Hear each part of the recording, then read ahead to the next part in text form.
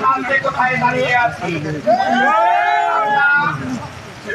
আমাদের যে আপনি কোথায় দাঁড়িয়েছে 1971 সালে, যদি আমি এর পূর্বে যাই, যদি যাই পাকিস্তানের দিকে, তারাও নির্মম ভাবে আমাদের এই বাংলাকে স্বাধীন শোষণ এবং নির্যাতন করেছে।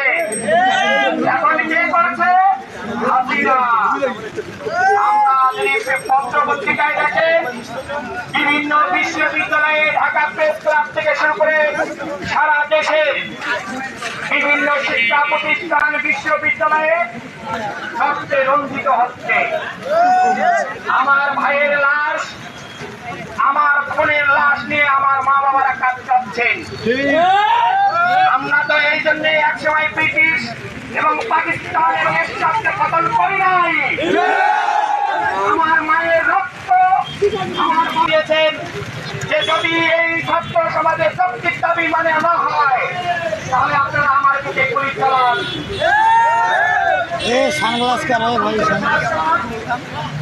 এই ভারতীয় দালাল তাদের পেটোয়া পুলিশ বাহিনী দিয়ে নির্মম ভাবে আবু সাইদ সহ শত শত শিক্ষার্থীকে পুলিশ চালিয়েছে। আমাদের মেয়েকে বলে এই স্মৃতি আছে, তবে আমরা থামতে দেখতে পারি না। স্বাধীন দেশে বসবাস করি, আমাকে আপনি করতে পারবেন না। মনে রাখবেন, আমরা রক্ত দিতে শিখেছি, কিন্তু সারা দেশে আমার 200 ছাত্রকে আপনারা ভাঙবেন যে টিয়ারশেলকে চোখ নষ্ট করেছেন।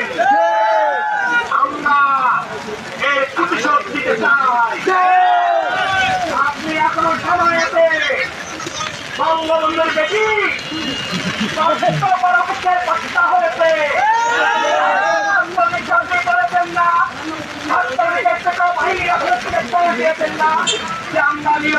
আমাদের এখনো নির্দেশনা দেওয়া হয় নাই। বেশি আছে, ছাত্রলীগকে হুকুম দিয়ে দেয়,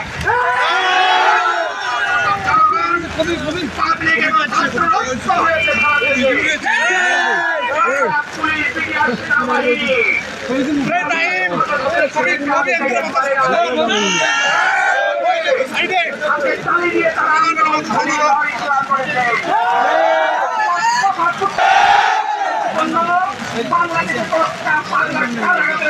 হবে না। প্রয়োজনে এই বিধানসভা থেকে আমরা সবাই সমন্বয় হবে।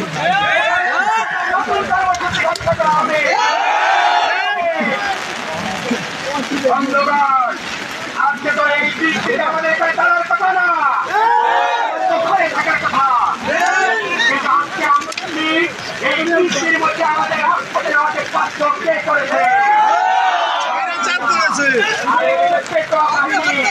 আপনারা দেখবেন এই সরকার যে পুলিশ বাহিনী আছে, আমরা পুলিশ তারা এখন পর্যন্ত আমাদের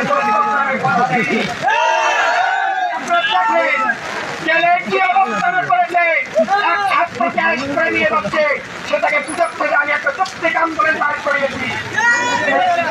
গুন্ডা পুলিশ আমরা জানেন কি আমি জানি না যে আওয়ামী লীগের নেতা কর্মীদের যে আচরণ, জামাত বিএনপি